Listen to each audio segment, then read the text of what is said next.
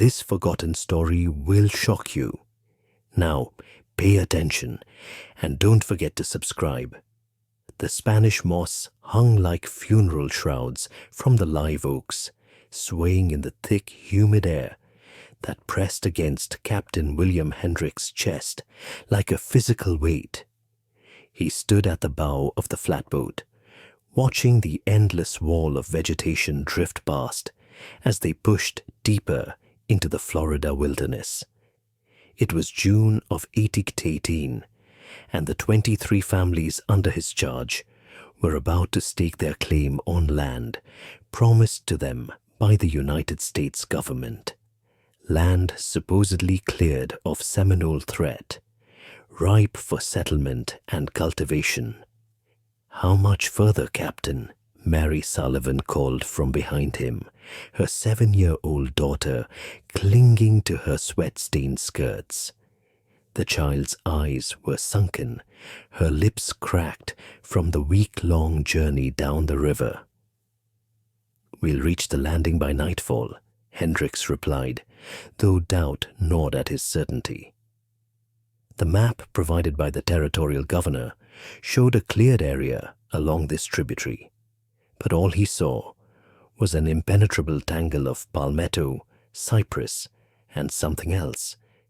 Trees he couldn't identify, with smooth trunks that seemed to shimmer in the fading light.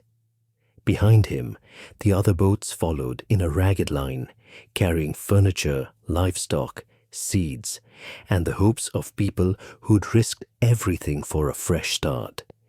Veterans of the war with Britain, farmers from Georgia and the Carolinas, a few families from as far north as Virginia, all of them drawn by promises of fertile soil and opportunity in this newly acquired territory. Samuel Pritchard, Hendrick's second-in-command, joined him at the bow.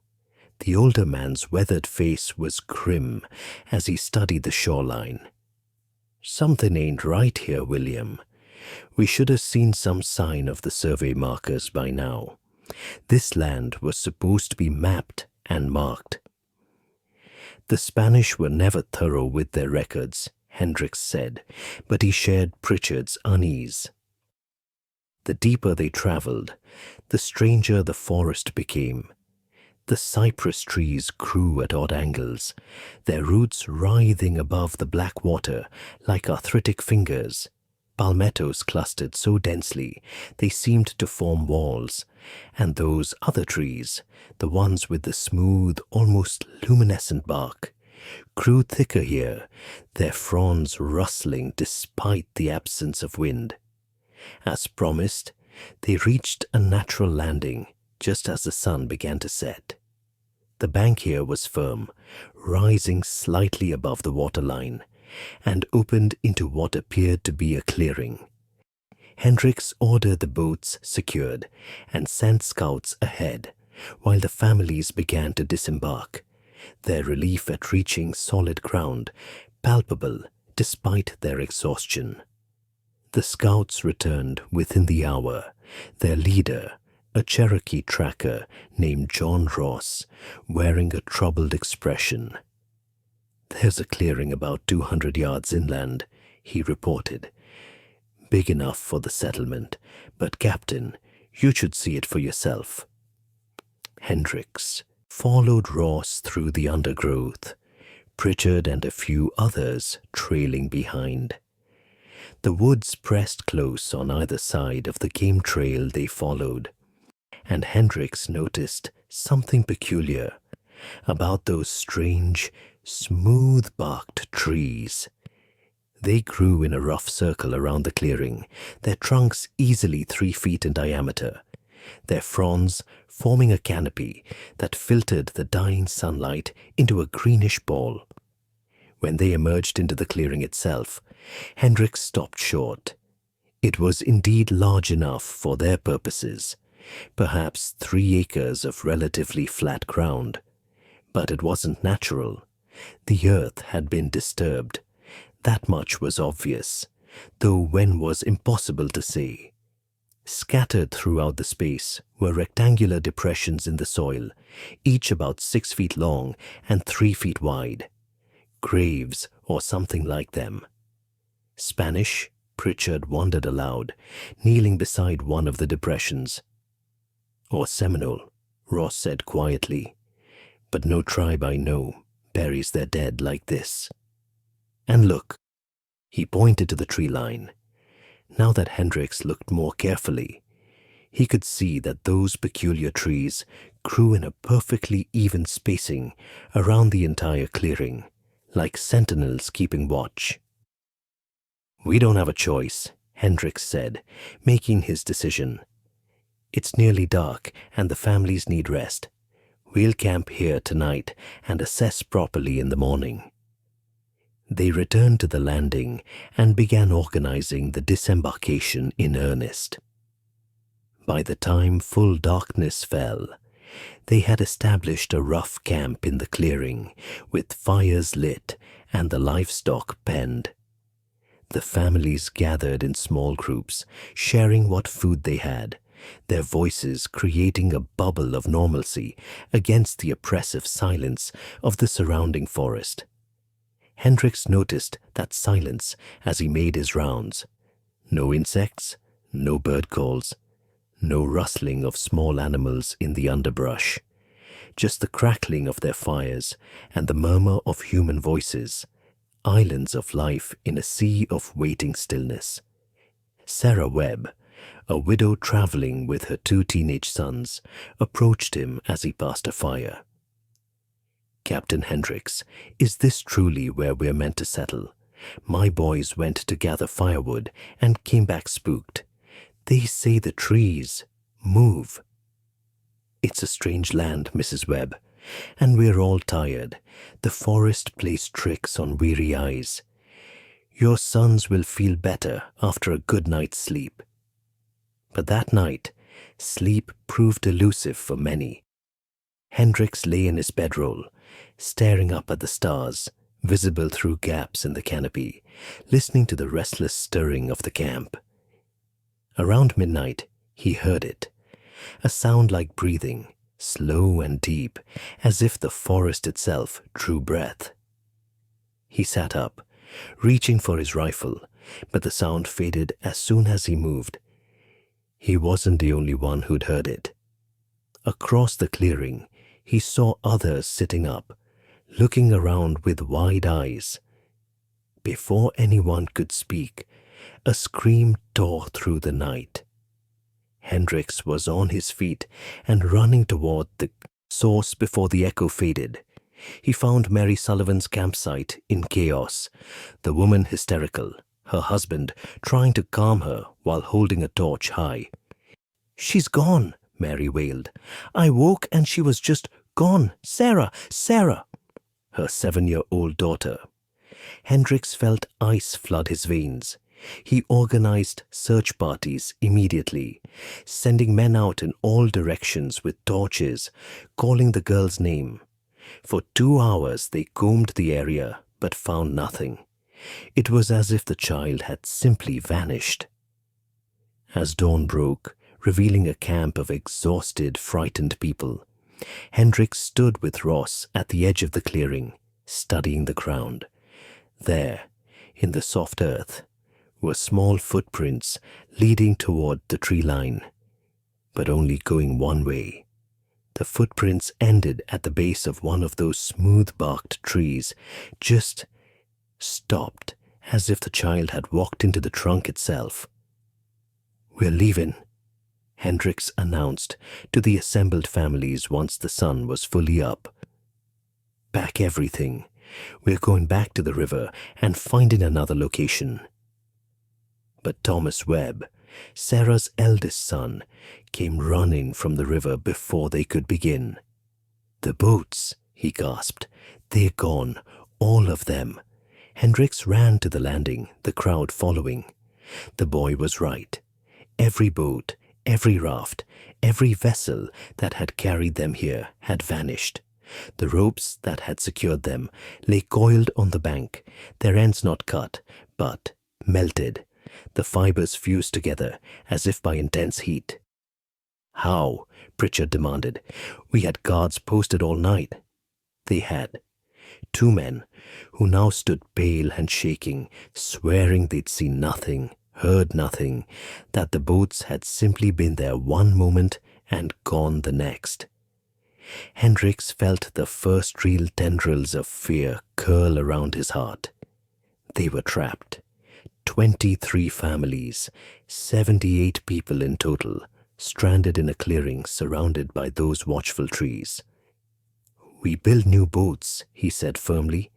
We have axes, tools, able bodies. We can construct rafts sturdy enough to get us back to civilization. It will take time, but we'll manage. The families took heart from his confidence, though Hendricks felt anything but confident himself. They organized work parties, designating some to build rafts, others to hunt for food, others to establish a more permanent camp while they worked. The first attempt to cut down a tree came that afternoon. Robert Morrison, a carpenter from Virginia, selected a tall pine at the edge of the clearing and set his axe to it. The first stroke bit deep into the wood, and Morrison cried out, jerking back. The blade of his axe was covered in what looked like sap, but it was red like blood, and it steamed in the humid air. Just sap, Morrison said, though his voice shook. Just red sap. He raised the axe for another stroke, but before the blade could fall, a sound erupted from the forest, a shriek, inhuman and piercing, that seemed to come from everywhere at once. The livestock, panicked, breaking through their makeshift pen and scattering into the woods. Men grabbed their rifles, women clutched their children, and everyone stood frozen, waiting. The shriek faded, replaced once more by that oppressive silence. Morrison lowered his axe slowly, looking at Hendricks with wide eyes. Maybe we try a different tree. They tried 3 more in different locations, and each time the result was the same. Red sap that steamed and smelled faintly of copper, and that terrible shriek that set every nerve jangling. By the 3rd day, supplies were running low. The hunting parties had found nothing, no deer, no wild pigs, not even squirrels or birds. The forest was empty of life, except for them and the trees. They rationed what food remained, but Hendricks knew they had perhaps a week before starvation became a real threat. On the 4th night, another person vanished. This time, it was James Foster, a man in his 30s who'd been standing guard. His wife found his rifle lying in the dirt, still loaded, and his footprints leading, like the child's, straight to the base of one of those smooth-barked trees, where they simply ended. The camp was paralyzed with fear now. Families huddled together, keeping fires burning continuously, guards posted in overlapping shifts. But it didn't matter. On the 5th night, 3 more people disappeared. On the 6th night, 5.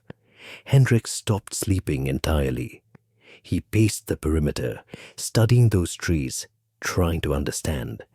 And slowly, over those long nights of watching, he began to see the pattern. The trees weren't random in their selection. They took the weakest first, the child, the elderly, the ill. And they always took them to the same trees, a cluster of 7 that grew together at the northern edge of the clearing. On the morning of the 7th day, Hendricks made a discovery that turned his fear into horror. Those rectangular depressions in the clearing, he'd assumed them to be graves, but now he looked more carefully. They were too uniform, too precisely spaced, and around each one, the grass grew just slightly greener, more lush. They weren't graves. They were feeding sites. We have to fight back, Pritchard said that afternoon, his face haggard from lack of sleep. We can't just wait here to be picked off one by one. Fight what? Sarah Webb demanded, her voice breaking. Trees. How do you fight trees? But Hendricks had an idea. Fire. The one thing that could destroy wood. If they couldn't cut the trees down, they would burn them. They spent the day preparing, gathering every flammable material they could find, soaking strips of cloth in the remaining lamp oil, preparing torches. As night fell, Hendricks led a group of 20 men, every able-bodied male left in the camp, toward those 7 trees. The smooth bark seemed to shimmer in the torchlight as they approached. Hendricks could swear he saw patterns moving beneath the surface, like veins pulsing with dark fluid. The trees were easily 30 feet tall, their fronds forming a dense canopy overhead. Spread the oil at the base, Hendricks ordered. We'll ignite them simultaneously. They worked quickly, hands shaking, the night pressing close around them. When everything was ready, Hendricks gave the signal. 20 torches fell onto the oil-soaked ground. The flames caught immediately, roaring up the trunks with unnatural speed. For a moment, Hendricks felt triumph. Then the screaming started.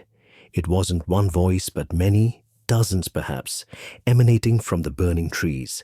Human voices, screaming in agony and terror. Hendricks recognized some of them. Mary Sullivan's daughter, James Foster, others who'd vanished. The flames spread through the canopy, and something fell from above. Bodies, or what had once been bodies, now partially absorbed into the wood, their features distorted, merged with bark and fiber. They hit the ground with wet, heavy sounds, still screaming, still burning. And then the other trees, all of them, the entire ring surrounding the clearing, began to move. It happened slowly at first, roots pulling free from the earth with sucking sounds, trunks bending at impossible angles. The trees didn't walk so much as they flowed, their movement organic and fluid, converging at the clearing from all sides. "Back to camp!" Hendricks shouted. "Everyone to the center!" They ran, the forest pursuing them, branches reaching out like arms, roots writhing across the ground like serpents. Behind them, the 7 burning trees collapsed, but the screaming didn't stop. If anything, it grew louder, joined now by that same deep breathing sound Hendricks had heard the first night, but amplified 100-fold. The survivors, perhaps 40 people now, of the original 78, clustered in the center of the clearing, weapons raised, watching in horror as the trees closed in. The ring grew tighter, the smooth trunks forming a living wall around them, cutting off any hope of escape.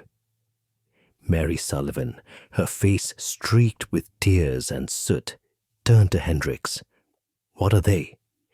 He had no answer, but he remembered something Ross had said before the Cherokee tracker had vanished 3 nights prior. He'd mentioned an old story, dismissed as legend, about the first Spanish explorers who'd come to this region. How an entire expedition had disappeared, leaving only their boats drifting empty down the river. How the Seminole avoided this area, calling it the place where the earth eats flesh. As the trees drew closer, close enough now that they could see the patterns beneath the bark more clearly, patterns that looked disturbingly like faces pressing against the wood from within, Hendricks understood what this place truly was. Not a forest, but an organism. A single massive entity that had learned, over decades or perhaps centuries, to trap and consume any living thing foolish enough to enter its domain.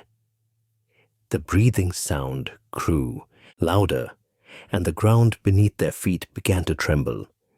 Those rectangular depressions across the clearing started to sink deeper, and new ones formed where people stood.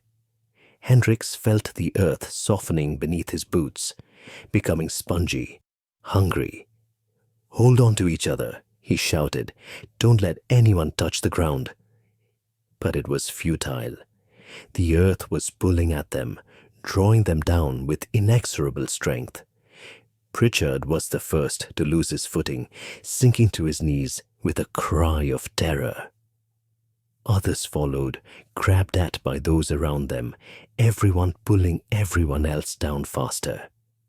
The trees were only feet away now, their branches forming a canopy overhead, sealing them in.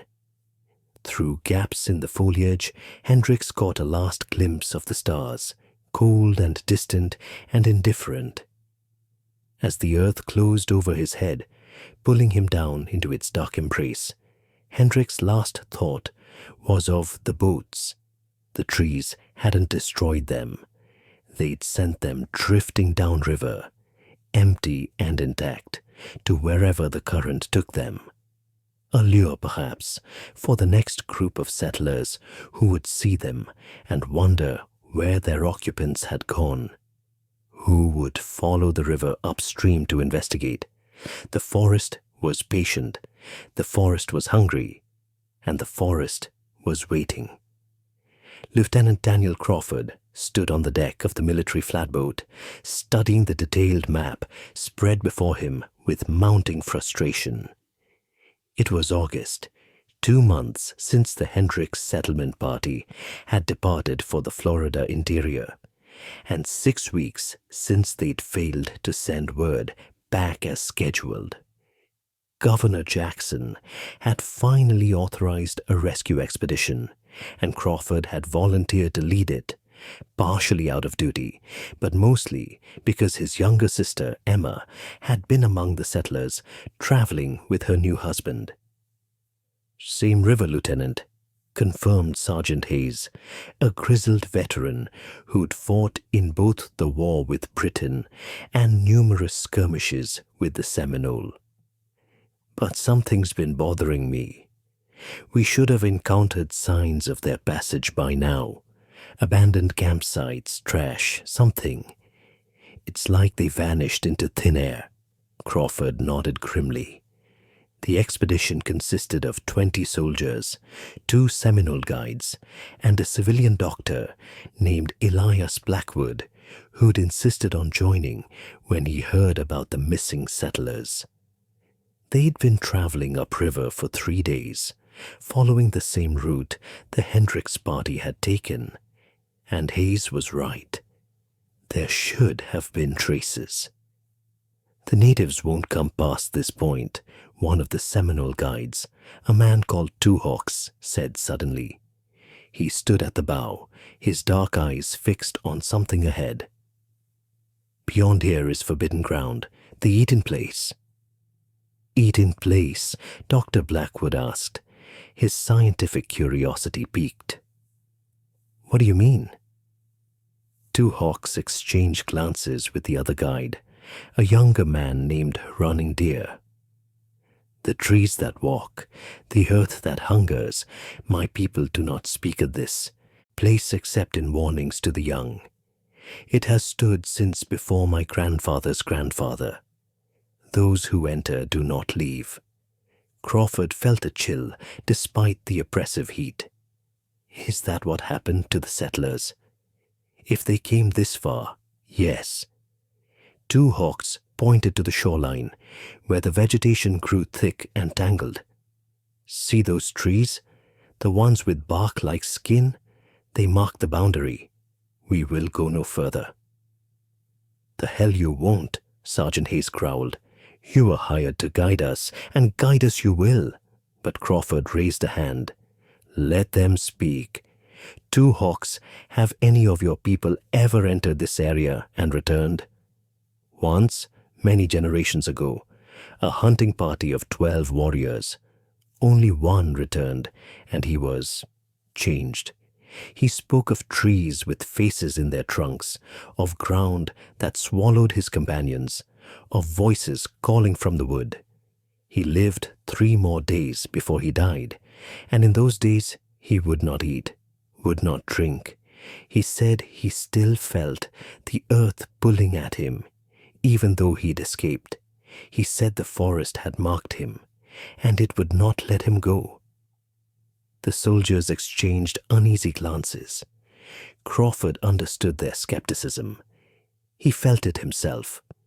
But he'd learned in his years of military service that indigenous peoples' warnings often had basis in practical knowledge, even if couched in spiritual terms.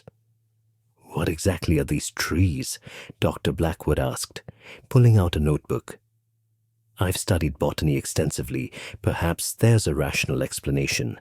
Toxic sap, hallucinogenic spores, dangerous wildlife." "They are not trees, as you understand trees," Running Deer said quietly. "They are older. They were here before the Seminole, before the Spanish, before time had a name. They remember things the earth has forgotten." Crawford made his decision. "Two Hawks, Running Deer, I release you from your contract. You've guided us this far faithfully. Take one of the small canoes and return to the settlement. Tell the governor we've reached the area where the Hendricks party likely established their camp. We'll proceed on foot from here." The guides departed quickly, relief evident in their faces. Crawford didn't blame them. As the flatboat continued upriver, passing between those strange, smooth-barked trees, he felt the same wrongness that had clearly disturbed the Seminoles. The forest here was too quiet, too still. No birds, no insects, nothing but the lap of water against the hull and the creak of the poles the soldiers used to push them forward. They found the boats just before sunset. All of them, the flatboats, rafts, and canoes that had carried 78 settlers upriver, were clustered in a natural cove, perfectly intact, perfectly empty. Crawford ordered his men to secure the boats and search for signs of violence, but found none. No blood, no bullet holes, no indication of struggle. The vessels had simply been abandoned. "This makes no sense," Dr. Blackwood muttered, examining the interior of one flatboat. "Look, food stores still present, clothing, personal effects. People don't just leave their possessions like this. And where would they go? There's nothing but forest for miles." Crawford climbed onto the bank and studied the shoreline. There, a trail leading inland, wide enough that it must have been made by the entire party. They went this way. Sergeant Hayes detailed 10 men to guard the boats. The rest of us proceed on foot. We have 2 hours of daylight left. They followed the trail through increasingly dense undergrowth, their progress slow. The smooth-barked trees grew thicker here, forming natural corridors that seemed to guide their path. Crawford noticed scratches on some of the trunks. Axe marks, he realized, as if someone had tried to cut them down, but stopped after only a few strokes. The clearing appeared without warning, opening before them like a wound in the forest. Crawford stopped short, his hand instinctively reaching for his sidearm. The space was larger than he'd expected, perhaps 3 or 4 acres, and it was a charnel house. Bodies lay scattered across the clearing in various states of decomposition, though the humid heat should have reduced them to bones weeks ago. But these corpses were different. They lay in perfectly rectangular depressions in the earth, and they were sinking, still sinking even now, the ground slowly consuming them. Roots had grown through the bodies, emerging from mouths and eye sockets, from chest cavities and abdomens. The roots pulsed slowly, rhythmically, like veins carrying blood. "Dear God," Dr. Blackwood whispered, his face gone pale. "They're being absorbed." Crawford recognized his sister among the dead. Emma lay in one of those terrible depressions, her body half merged with the earth, her face frozen in an expression of horror. He wanted to go to her, to pull her free, but something held him back, some survival instinct screaming that to touch those bodies meant joining them. "Form a perimeter," he ordered, his voice steady despite the scream building in his chest. "No one touches anything. Blackwood, can you determine what killed them?" The doctor approached the nearest body carefully, kneeling at the edge of its depression. "This is incredible," he murmured, more to himself than to Crawford. "Look at how the roots have integrated with the tissue. It's almost surgical in its precision. The body is being broken down, yes, but slowly, methodically, as if the forest is feeding," Crawford finished. He thought of the Seminole Guide's warnings, and suddenly they didn't seem superstitious at all. One of the soldiers, a young private named Cooper, cried out from the other side of the clearing. "Lieutenant, I found survivors." Crawford ran to find 3 people huddled at the base of one of those smooth-barked trees, their clothes in tatters, their eyes wild. He recognized them from the settlement roster: Thomas Webb, Sarah Webb's son, and 2 others, a woman named Martha Collins, and a man whose name escaped him. "Water," Thomas croaked. "Please, water." Dr. Blackwood hurried forward with canteens, but Crawford grabbed his arm. "Carefully, doctor. Don't let them pull you close." The survivors drank greedily, water spilling down their chins. As they recovered enough to speak, their story emerged in fragments, each taking turns, their voices overlapping in their desperation to be heard.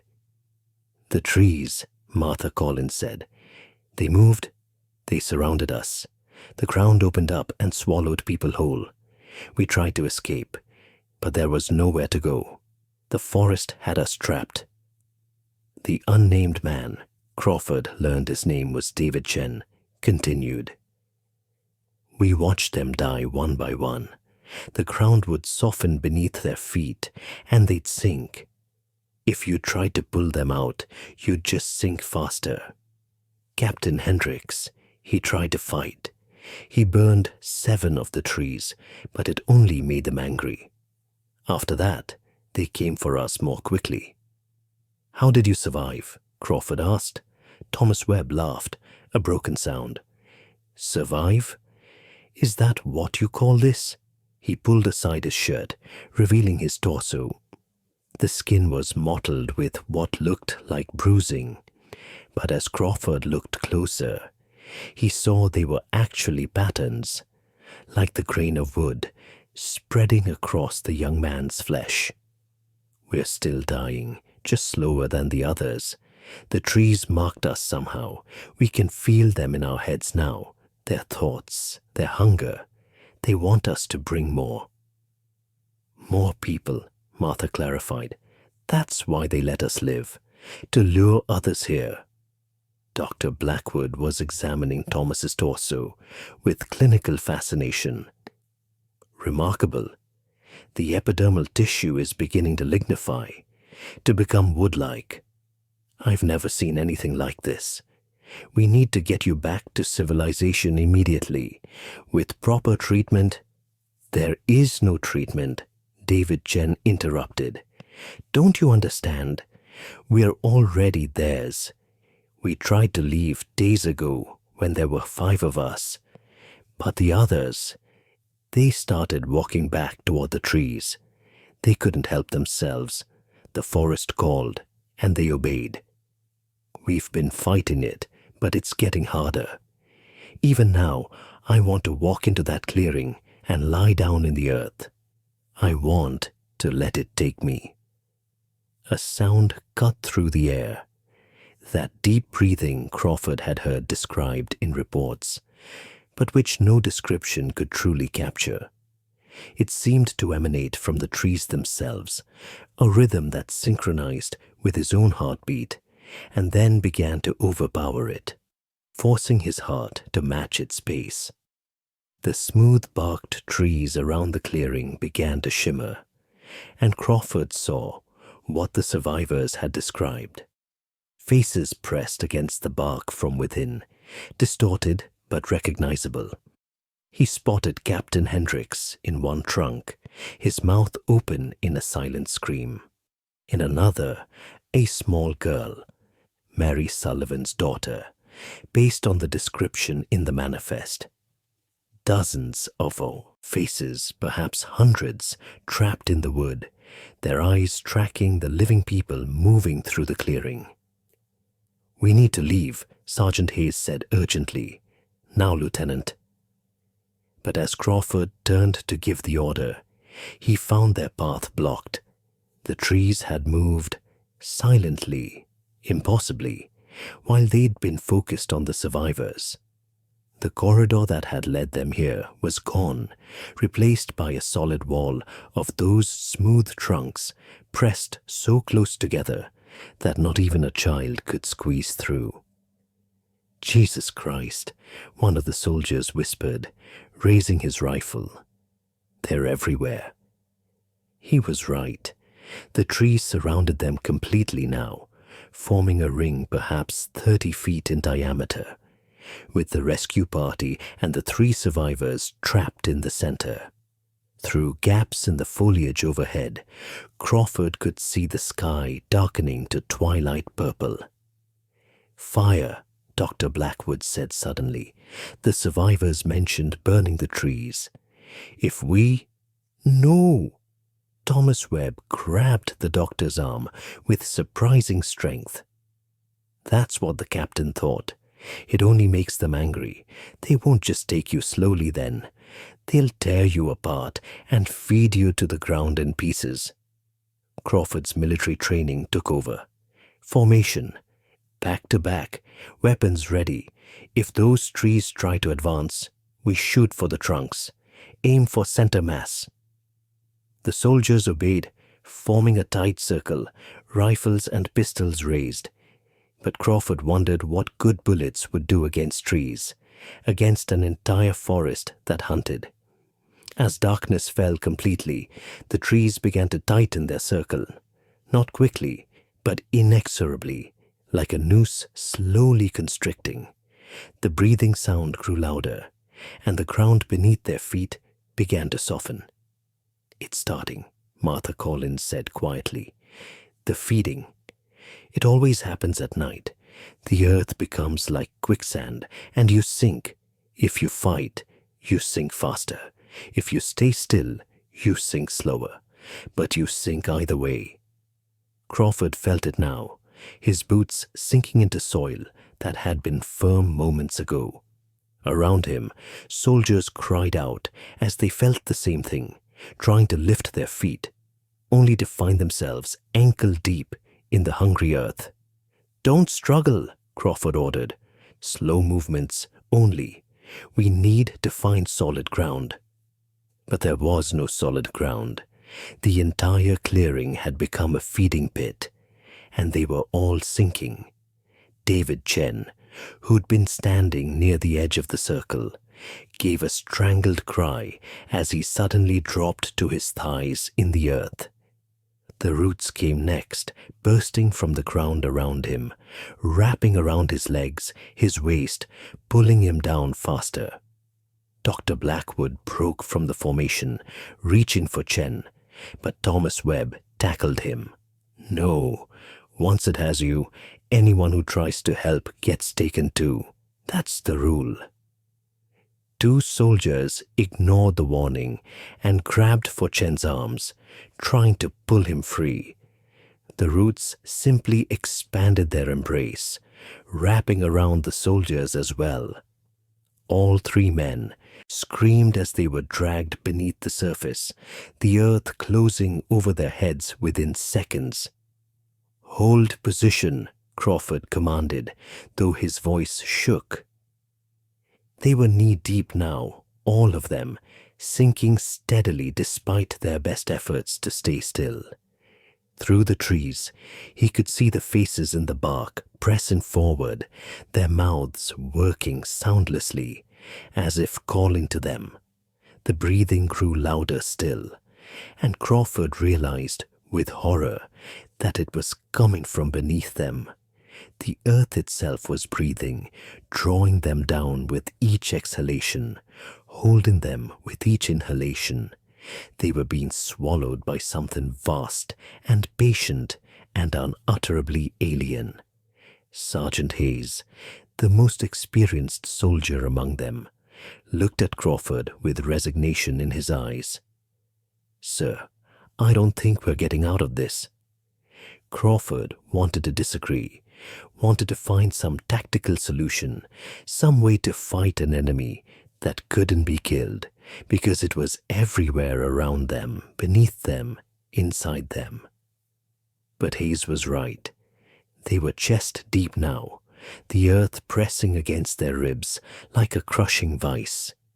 He thought of Emma, already claimed by this place, and wondered if soon his face would join hers in the bark of one of those terrible trees. Would future rescue parties see him there, trapped in wood, his mouth frozen in a scream? As the earth reached his neck, Crawford looked up one last time at the stars appearing overhead, cold and distant. The trees had left a gap in the canopy, as if wanting him to see the freedom he would never reach. His last coherent thought, before the earth filled his mouth and nose and eyes, was that the Seminoles had been right. This was the eating place, and no one who entered ever left. The forest was patient. The forest was hungry. And now it had been fed. Dr. Margaret Ashford stood in the governor's office in Pensacola, her hands clenched behind her back to hide their trembling. It was October of 1818, 4 months since the Hendricks party had disappeared, 6 weeks since Lieutenant Crawford's rescue expedition had failed to return, and she had just volunteered to lead a third party into what everyone was now calling the Devil's Grove. "With all due respect, Doctor, you're a woman," Governor Jackson said, though his tone was more weary than dismissive. "And you're a scholar, not a soldier. I've already lost 98 people to that godforsaken place. I won't send more to their deaths." "Which is exactly why you need someone who thinks differently," Margaret replied. Lieutenant Crawford approached it as a military problem. Captain Hendricks approached it as a settlement challenge. Both failed because they didn't understand what they were facing. I'm a naturalist, Governor. I study how organisms adapt, survive, and hunt. Let me study this. She opened the leather satchel she'd brought and spread papers across his desk. Look at these accounts, the Seminole stories going back generations. Spanish reports from the 1600s about entire missions disappearing in the interior. Even older records from the French explorers mentioning forests that walk. This isn't new, Governor. This is ancient, and it follows a pattern. Jackson studied the documents, his face grim. A pattern of death. A pattern of feeding, Margaret corrected. Whatever exists in that region, it consumes living tissue, but it's selective about when it feeds, and crucially, there are survivors from both expeditions who made it back. Not far, admittedly, but they escaped. That means escape is possible, if we understand the rules. This wasn't entirely true. The survivors Margaret referred to had made it perhaps a quarter-mile from the clearing before collapsing. All 3 had died within days. their bodies showing the same lignification that the earlier survivors had described, their flesh literally transforming into wood. The youngest, Thomas Webb, had become completely petrified by the time of his death, his corpse more tree than human. But Margaret had studied those bodies extensively, collecting samples, conducting experiments, and she believed she'd found something crucial. The transformation progressed from the extremities inward, and it was slower in individuals who'd maintained distance from the trees and avoided touching the earth directly. "I'm not proposing a rescue mission," she continued. "Those people are gone. I'm proposing a scientific expedition to understand the threat and, if possible, eliminate it. If we can determine what these organisms are and how they function, we can develop a method to destroy them permanently." Jackson leaned back in his chair. "And if you fail?" "Then I'll die knowing more than anyone before me, and perhaps that knowledge will help whoever comes next." The governor studied her for a long moment. "Why are you really doing this, Dr. Ashford?" "The truth." Margaret hesitated, then answered honestly. "My brother was in the Hendricks party, Jacob Ashford, age 42, a surveyor. And before you say it's personal, you're right. It is. But that doesn't make my logic any less sound." 3 days later, Margaret stood on the deck of a reinforced flatboat, watching the Florida coastline slide past. Her expedition consisted of 12 people, all volunteers who'd been thoroughly briefed on the risks. Unlike the previous expeditions, this one traveled light, minimal supplies, maximum mobility. Drop on the comment section on what you think happened next.